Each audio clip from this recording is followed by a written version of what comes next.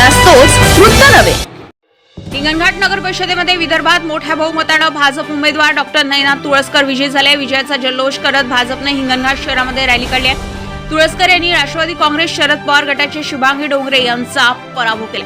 येथे आमदार समीर कोडावार यांना नगर परिषद राखता आली। विजयाचा विश्वास आपल्याला होता आणि जनतेने आपल्याला कौल दिला असल्याने नयनाथ तुळसकर यांनी म्हटलंय, विजयाचा म्हणजे विश्वास होताच की मी लीड करेल, कारण त्या गोष्टी माझ्यामध्ये आहे आणि सगळे जो पाठिंबा मला माझा पाठिंबा आहे माननीय समीरजी कुणावार यांचा, ते कार्यसम्राट म्हणून बोलल्या जातं त्यांना, विकास पुरुष, आणि अशी व्यक्ती पाठीशी असणं, असं नेतृत्व पाठीशी असणं म्हणजे विजय तर नक्कीच आहे। आणि मलाही खूप साऱ्या गोष्टी आहे की करायच्या आहे आणि मी करणार आहे गावासाठी।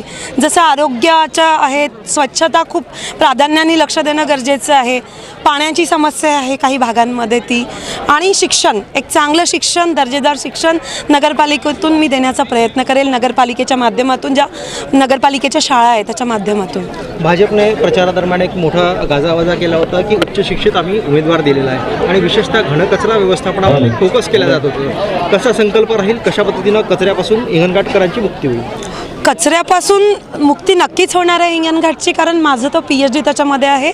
आणि आपण प्लास्टिकपासून वेगवेगळ्या वस्तूंचं निर्मिती आणि ती गार्डन्समध्ये बेंचेस आहेत, कुंड्या आहेत, त्यांची निर्मिती, खतांची निर्मिती, जेणेकरून शेतकऱ्यांनाही फायदा होईल आणि इथली स्वच्छता, नागरिकांचं आरोग्य हा माझा पहिला फोकस राहील। अन्न सुरक्षा आणि आरोग्य त्याच्यावरती माझं हे राहील आहे। 5 वर्षात जनतेला काय आश्वस्त करू शकतो?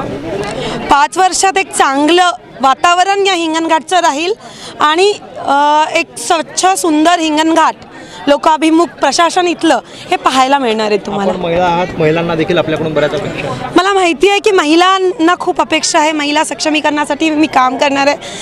जे बचत गट आहे नगरपालिकेच्या माध्यमातून चालतात त्याच्यातून स्वयंरोजगारांसाठी महिलांना प्रेरित करणं, आरोग्यांचे वेगवेगळे कॅम्प्स प्रत्येक प्रभागामध्ये लावणं हा माझा अजेंडा आहे आणि मी तो पूर्ण करणार आहे। भाजप, राष्ट्रवादी काँग्रेस, शरद पवार गट, अजित पवार गट आणि शिवसेना शिंदे गट व उबाटा गट अशा सर्व प्रमुख पक्षांना उमेदवार निवडणूक रिंगणात उतरवले होते।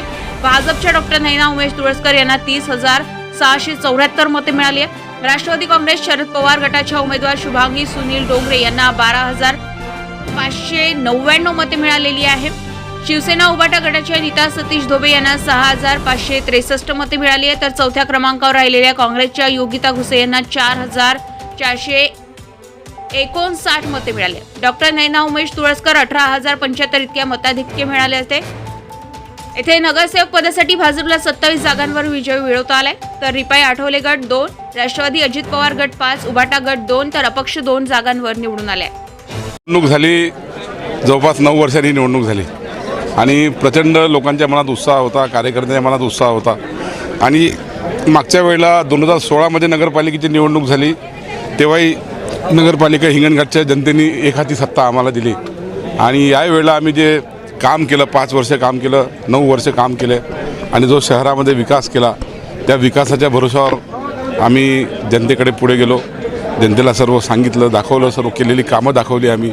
त्यानंतर जनतेने जो विकास बघितला आणि पुन्हा एकदा जनतेने प्रचंड विश्वास टाकला आणि कधी नव्हे तेवढं भूतो भविष्यती, कदाचित विदर्भातल्या सर्वात हायेस्ट मतांनी आमची हिंगणघाटची सीट आज विजयी झालेली आहे। डॉक्टर नयना उमेश तुळसकर आणि 30 नगरसेवक विक्रमी विजयी झालेले आहे।